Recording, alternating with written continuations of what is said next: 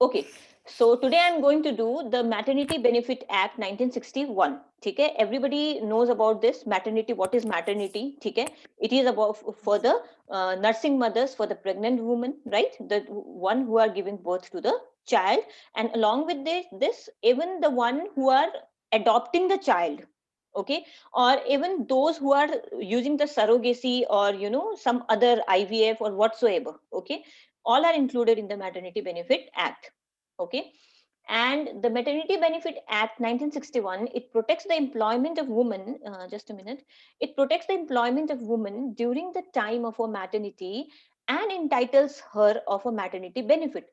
Means ये एक woman को मैटर्निटी के टाइम पे मैटर्निटी बेनिफिट देने के लिए कहता है. Okay, the women who are working in the organisation, that is full paid absence from work to take care of a child. ठीक है, अपने बच्चे के लिए वो केयर कर सके, इसलिए उनको वो मिलता है. और ये एक्ट को हम मैटरनिटी बेनिफिट एक्ट 1961 भी कहते हैं. और this act is a social security legislation. ठीक है, इसमें क्या है, ये एक्ट क्यों बनाया गया है, ताकि वुमेन को एक्सप्लॉइट करने से बचा सके. Because what the private company specially will do is, उन लोगों को काम से निकाल देंगे. But this is not the solution, because this is also a part of life, right? So it is an act to regulate the employment of women in certain establishment for certain period before and after the childbirth. Child के birth के थोड़े दिन पहले और थोड़े दिन के बाद तक. ठीक है, अब ये कहाँ कहाँ पे एप्लीकेबल है? मेन आपको ये याद रखना है कि this is applicable in a factory, mine, plantation, including a government establishment. Factory में तो एप्लीकेबल है ही, माइन में एप्लीकेबल है, plantation and including a government establishment, and every shop or establishment employing 10 or more employees on any day of the preceding 12 months. ठीक है, कोई भी organisation apart from the factory, mine और plantation, कोई भी organisation जहां पे 10 या 10 से ज्यादा लोग काम करते हैं, ज्यादा वुमेन एम्प्लॉइज काम करते हैं, वहां पे ये एप्लीकेबल है. I think I am clear here. Okay, now Yes, ma'am. going to the next slide. The act does not generally applies to any factory or other establishment to which the provision of the Employees State Insurance Act, ESI Act. कहने का मतलब है, जहां पे ESI act applicable है, जिस भी organisation में ESI एक्ट 1948 एप्लीकेबल है, वहां पे मैटरनिटी बेनिफिट एक्ट एप्लीकेबल नहीं है. द रीजन इज, आप डबल बेनिफिट नहीं ले सकते हो. किसी किसी ऑर्गेनाइजेशन में ESI एक्ट एप्लीकेबल है, तो वहां पे मैटरनिटी एक्ट एप्लीकेबल नहीं होगा, बिकॉज अगर वो एप्लीकेबल होगा तो वो डबल बेनिफिट हो जाएगा, which is not possible. Okay, so आपने ये पॉइंट बिल्कुल याद रखना है कि where is it not applicable. It is not applicable in the organisation where ESI act is applicable.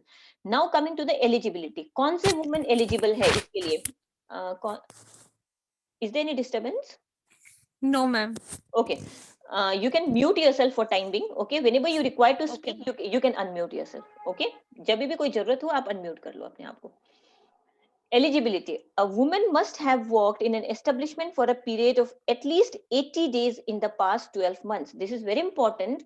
एक वुमन अगर क्लेम करती है मैटरनिटी बेनिफिट के लिए, तो उसको एटलीस्ट 80 डेज काम करना होगा उस ऑर्गेनाइजेशन में विद इन लास्ट 12 मंथ्स. जिसने नया नया ज्वाइन किया है, सपोजिंग अभी ही ज्वाइन किया है, तो उसको मैटरनिटी बेनिफिट नहीं मिलेगा. उसने लास्ट 1 ईयर में एटलीस्ट 80 डेज काम किया हुआ होना होगा उस ऑर्गेनाइजेशन में. Means, again I am repeating, 80 days, right? A woman must have worked in an establishment for a period of at least 80 days in the past 12 months. Am I clear here? Right? Yes, ma'am. Okay.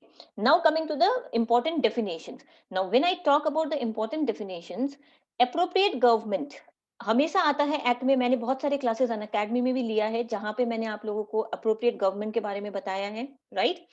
Appropriate government means in relation to an establishment being a mine or an establishment wherein person are employed for the exhibition of equestrian, acrobatic and other performances, the central government, and in relation to any other establishment the state government. कहने का मतलब है, आपको ये तो पता ही है कि कुछ ऑर्गेनाइजेशन में central government maximum appropriate government का रोल प्ले करते हैं, और कुछ ऑर्गेनाइजेशन में स्टेट गवर्नमेंट प्ले करते हैं. अब सेंट्रल गवर्नमेंट कहाँ पे अप्रोप्रिएट गवर्नमेंट का रोल प्ले करता है? जहां पे in any establishment which is handled by the just a minute, means in relation to an establishment being a mine, whether अगर mine के केस में कौन होगा appropriate government? If you get a question that in a case of mine, who plays a role of an appropriate government? Central government. Okay. And in any other establishment who are exhibiting the role of equestrian, acrobatic and other performances. कहने का मतलब है कोई भी organisation जहां पे equestrian and acrobatic का आप डिक्शनरी मीनिंग देख लेना, इसका मतलब है जो जिम्नास्टिक या फिर कोई हॉर्स राइडिंग वगैरह के इसमें वो हो, उसमें सेंट्रल काम में इन्वॉल्व हो, उसमें हम सेंट्रल गवर्नमेंट कहते हैं, ठीक है. And relation to any other establishment the state government is the appropriate government, right. Now the definition of child. Child includes a still born child, मतलब अभी जो बॉर्न हुआ है, those are included in this thing. कहने का मतलब है maternity benefit act के हिसाब से who is a child is a still born child. Okay. Commissioning mother.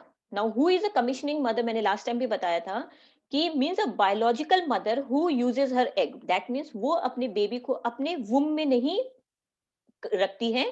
What she does is she shares her egg with some other mother, and दूसरी जो lady है वो अपने वुम में 9 मंथ्स को बेबी को रखेगी. Surrogacy, right.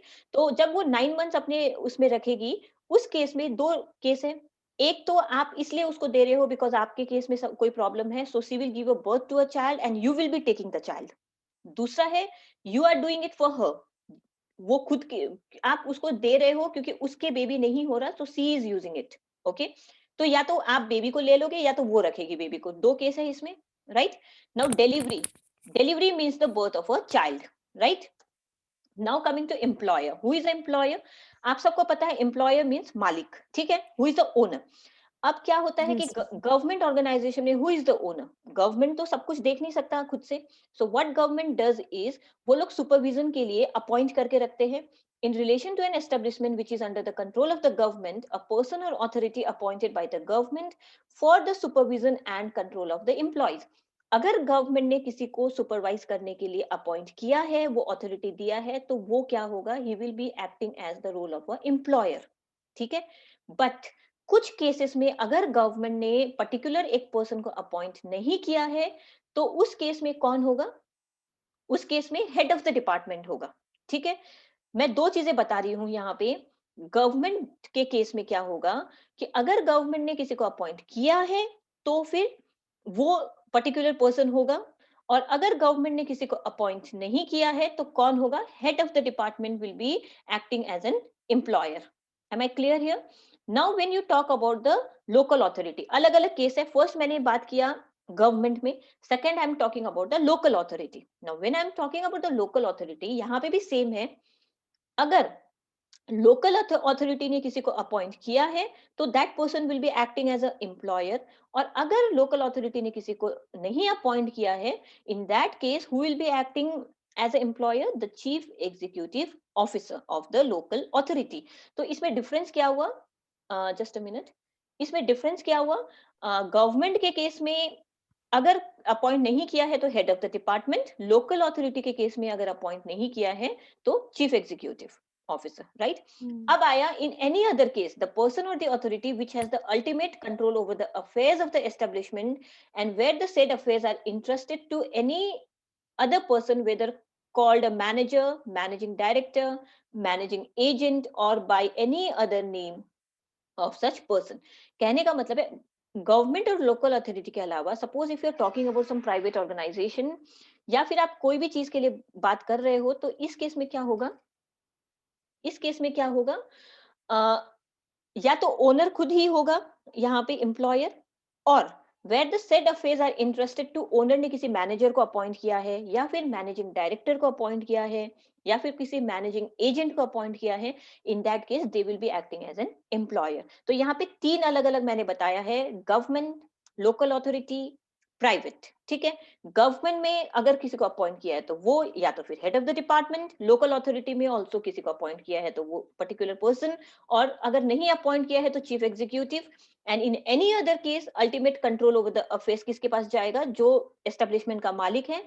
और अगर उसने किसी manager, managing director, managing agent को अपॉइंट किया है तो वो होगा, ठीक है. Now coming to employment of और work. am I audible to everybody clearly? Yes, ma'am. Okay. Yes, Yes, ma'am. ma'am. Yeah, correct. Now coming to employment of or work by women prohibited during certain periods, section 4. अब इसमें क्या है कि women को कहाँ कहाँ पे आप अपॉइंट नहीं कर सकते हो उनके प्रेगनेंसी के टाइम पे, ठीक है? You cannot appoint or you cannot allow the women who are pregnant during particular work. No employer shall knowingly employ a woman. कोई भी employer जो employment देता है वो म्यूट कर लो प्लीज आप. No employer shall knowingly employ a woman in any establishment during the 6 weeks immediately following the day of her delivery, miscarriage or medical termination of pregnancy. अगर किसी वुमेन, 3 केस है इसमें, अगर किसी वुमेन का day है delivery का, उस दिन आप नहीं कर सकते हो उसको काम में एम्प्लॉय. दैट मीन्स कोई भी ऑर्गेनाइजेशन डिलीवरी डे के दिन किसी को नहीं एम्प्लॉय कर सकता during the 6 weeks immediately following the day of her delivery. That means 6 हफ्ते तक, उसकी डिलीवरी होने के 6 हफ्ते तक कोई भी उसको एम्प्लॉय नहीं कर सकता. 6 हफ्ते अगर उसके मिसकैरेज हुआ है तो उसके 6 हफ्ते बाद तक उसको कोई भी एम्प्लॉयर एम्प्लॉयमेंट नहीं दे सकता. और medical termination of pregnancy, 3 cases बताए मैंने यहाँ पे. 6 वीक्स आपको याद रखना है. अगर किसी का डिलीवरी हुआ है, ठीक है, अगर किसी का डिलीवरी हुआ है या फिर किसी का मिसकैरेज हुआ है या फिर किसी का मेडिकल टर्मिनेशन एबॉर्शन किसी ने कराया है, तो उसके 6 हफ्ते बाद तक आप उसको एम्प्लॉयमेंट नहीं दे सकते हो. कौन नहीं दे सकता? एम्प्लॉयर नहीं दे सकता. Now, no woman shall work in any establishment during the 6 weeks immediately following the day of her delivery, miscarriage or medical termination. अब दोनों में क्लॉज सेम है. Date of delivery, miscarriage, medical termination. फर्क क्या है? What is the difference between the two? Can anybody tell me? Can anybody unmute and tell me the answer? Those who were in the last class. Ma'am पहले में employer नहीं कर सकता, second में worker को खुद ही नहीं काम करना है. यस, वेरी गुड कोमल, वेरी गुड. फर्स्ट वाले में एम्प्लॉयर नहीं एम्प्लॉय कर सकता, सेकंड में वो वुमन भी काम नहीं कर सकती, वुमन को भी नहीं करना है काम, ठीक है, अपनी मर्जी से भी नहीं करना है. Third one is, without prejudice to the provision of section 6, no pregnant woman shall, on a request being made by her in this behalf, be required by her employer to do during the period specified in subsection 4. Okay, just a minute. Okay, इसमें क्या है कि women जो है वो बहुत सारे section 6 में क्या क्या आएगा मैं अभी बताती हूँ आगे. Okay, don't worry for that. इसमें क्या है कि वुमेन को आप कुछ ऐसे कामों में नहीं इन्वॉल्व कर सकते जिसमें लॉन्ग आर्क स्टैंडिंग है, जिसमें खड़े रह के काम करना है, या कोई वर्क ऐसा डिफिकल्ट नेचर का है जो उसके प्रेगनेंसी को हैम्पर कर सकता है, उसके बेबी को हैम्पर कर सकता है. उसमें आपको क्या करना है? अवॉइड करना है, उसमें आप एम्प्लॉय नहीं कर सकते हो, ठीक है. आप वुमेन को कोई भी ऐसे काम में एम्प्लॉय नहीं कर सकते हो, प्रेग्नेंट वुमेन को, जिसमें वो खड़े रह के उसको काम करना पड़े या वर्क कोई डिफिकल्ट नेचर का हो, which in any way is likely to interfere with her pregnancy. अगर कोई भी काम उसके प्रेगनेंसी को इंटरफियर करता है तो वुमेन को नहीं करना है. And not only her pregnancy, उसके फेटस को, जो भी बच्चा उसके अंदर है उसको भी अगर कोई अफेक्ट होता है तो वो नहीं करना है. एंड उसके अलावा is likely to cause her miscarriage or otherwise to adversely affect her health. या तो फिर वो काम मिसकैरेज के लिए डेंजरस हो, आई मीन मिसकैरेज हो जाए उस काम से, वैसा काम उसको नहीं असाइन करना है, ठीक है. This comes under section 4. Now coming to right to payment of maternity benefit, section 5. अब पेमेंट का राइट कब पे कर सकते हो, कब नहीं कर सकते हो, let's see about the rights. Subject to the provision of the Act, every woman shall be entitled to and her employer shall be liable for. That means सब women क्या claim कर सकते हैं और employer क्या चीज के लिए liable है, ये देख रहे हैं हम यहाँ पे, ठीक है. अब इसमें important चीजें हैं. At the rate of the average daily wage for the period of her actual absence. मैं आप सबको एवरेज डेली वेज क्या है ये भी बताऊंगी अभी. फर्स्ट आप ये देखो, जो उसका एवरेज डेली वेज है वो उसको उसके एब्सेंस के पीरियड में मिलेगा. That means what was her daily this thing. Sorry, just a minute. Is there any disturbing factor in between? ऐसा कुछ आप लोगों को नजर आ रहा है यहाँ पे? No, ma'am. Okay, okay, then it's okay. Okay, at the rate of the average daily wage for the period of her actual absence, that is to say the period immediately preceding the day of her delivery, the actual day of her delivery and any period immediately following that day. Average क्या चीज का होगा, क्या चीज उनको देना है, अच्छे से सुनो। At the rate of the average daily wage for the period of actual absence, that is to say the period immediately preceding the day of her delivery, the actual day and any period immediately following that day. 3 days है delivery से पहले ma'am दिन। या tell me कोमल। Ma'am 2 जनों को sound नहीं आ रही है, पल्लवी और हेमा को कुछ प्रॉब्लम आ रही है साउंड में। बाकी को आ रही है? नहीं, मेरा ठीक है, हमारा तो क्लियर है। For me it's fine. Hima का प्रॉब्लम आ रहा है। हिमा आप एक काम करो, आपने शायद वो ऑडियो ऑन उन्होंने नहीं, स्टार्टिंग में ही डिनाई कर दिया आई थिंक। आपने ऑडियो को डिनाई किया होगा। आप अपने स्क्रीन के नीचे लेफ्ट साइड में देखो। अच्छा मेरी आवाज तो वो सुनेगी नहीं। उसके स्क्रीन के लेफ्ट साइड में ज्वाइन ऑडियो होगा, कोई चैट में लिख दो उसको कि स्क्रीन में लेफ्ट साइड में नीचे उसका ज्वाइन ऑडियो होगा। अगर वो क्लिक कर लेंगे तो शायद हो जाएगा। Is it okay?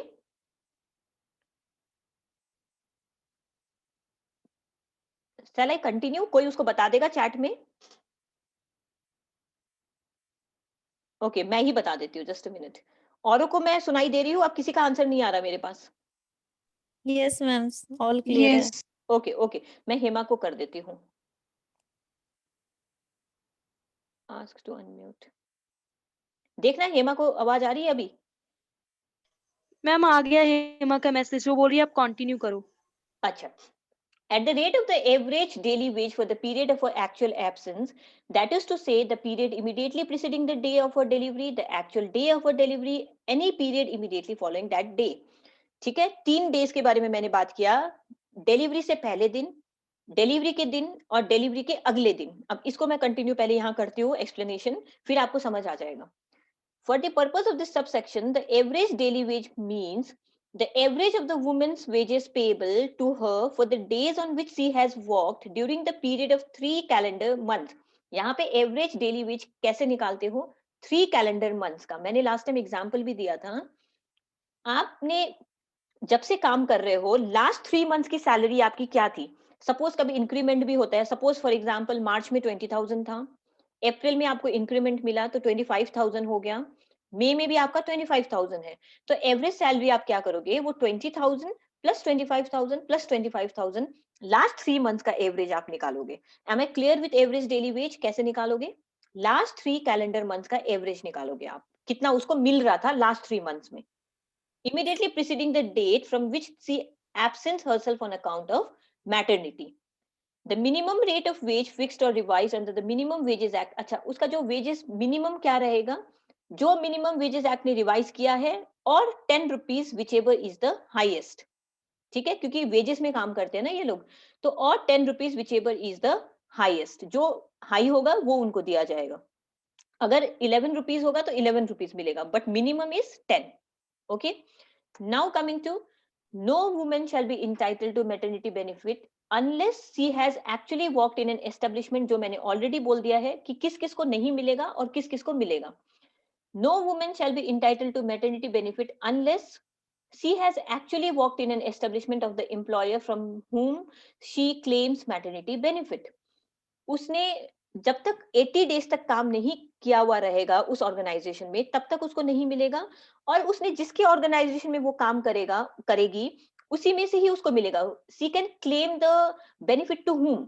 अगर आपको ये पूछा जाता है कि a lady can claim the benefit to whom, किसको क्लेम करेगी वो? उस एम्प्लॉयर को जिसके यहाँ पे वो एक्चुअली काम की है। She can not claim to other organisation, she can only claim to the organisation where she was actually working. वैसे ही for a period of not less than 80 days in the 12 months immediately preceding the date of her expected delivery. अब यहाँ पे देखो, the maximum period for which any woman shall be entitled to maternity benefit shall be 26 weeks. ये आप बिल्कुल याद रखना, ये आई थिंक 2017 के अमेंडमेंट में हुआ था। Whenever I take the class for amendment, उस दिन मैं बता दूंगी। पहले क्या था? 12 weeks था। Don't confuse yourself. पहले ये डेज जो थे ये 12 थे, अब ये 26 weeks हो गए हैं, जिसमें 8 वीक्स आपको डिलीवरी से पहले मिलेगा और बाकी जो बचे हुए वीक्स हैं वो आपको डिलीवरी के बाद मिलेगा। ठीक है, सो ये आपको मैं जो पहले अनअकैडमी में आपको मैं देती थी ना, ये वाली चीजें क्विक रिवीजन वाली चीजें, I will give you that. The maximum period for which any woman shall be entitled to maternity benefit shall be 26 weeks, of which not more than 8 weeks shall precede the date of her expected delivery. So एक woman का 26 weeks का maternity benefit है, ठीक है? कितने weeks का है? 26, जिसमें 8 weeks आपको डिलीवरी से पहले मिलेगा और बाकी के टाइम आपको डिलीवरी के बाद मिलेगा. अब दूसरा कंडीशन है, अगर किसी वुमेन का 2 या 2 से ज्यादा सर्वाइविंग चिल्ड्रन है, इफ सम वुमेन हैज 2 और मोर देन 2 सर्वाइविंग चिल्ड्रन, उसको 26 वीक्स नहीं मिलेगा. सो यहाँ पे ही एक कंफ्यूजिंग क्वेश्चन है एग्जाम के लिए. एग्जामिनेशन में वो आपको 12 वीक्स और 26 वीक्स ये दोनों ही ऑप्शन में हमेशा देते हैं, और बच्चे क्या कर जाते हैं, नहीं नहीं मैम ने तो पढ़ाया था 26 वीक्स था, अमेंडमेंट के बाद तो 26 होगा. बट अगर ये क्लॉज लगाया है जहां पे 2 या 2 से ज्यादा सर्वाइविंग बच्चे हैं, उस केस में उस मदर को 26 वीक्स नहीं मिलेगा. उस मदर को कितना मिलेगा? Only 12 weeks, okay, of which not more than 6 weeks shall precede the date of her, just a minute, yeah, provided that the maximum period entitled to maternity benefit by a woman having 2 or more than 2 surviving children shall be 12 weeks, of which not more than 6 weeks shall precede the date of her expected delivery. 2 से कम बच्चे के लिए क्या है? 26 weeks, ठीक है, और 8 weeks before the delivery. 2 या 2 से ज्यादा बच्चे के लिए 12 weeks है, जिसमें 6 weeks before the delivery and the rest of the period after the delivery. Now अब नेक्स्ट कंडीशन है, if the woman dies during the, I don't know ये छोटा सा बॉक्स आप लोगों को भी दिख रहा है क्या?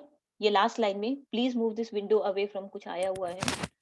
Yes, Yes, ma'am. ma'am. हाँ, ये पता नहीं कैसे हटता है, अभी हट गया है, जल्दी से पढ़ लो. Provided further that where a woman dies during the period, the maternity benefit shall be payable only for the days up to and including the date of her death.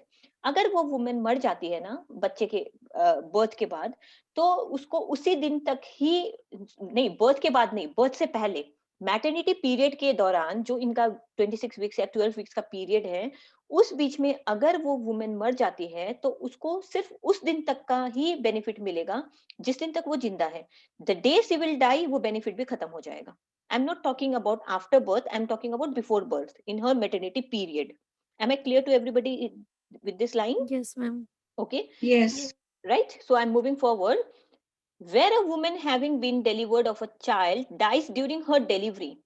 अब अगर डिलीवरी के टाइम में women मर जाती है, और अगर वो वुमेन खुद तो मर गई बट बेबी इज अलाइव, ठीक है, if she is living behind in either case the child, suppose during the delivery a women dies and if she is living a baby behind her, in that case उसको continue होगा, उसको वो benefit मिलेगा because the child is there.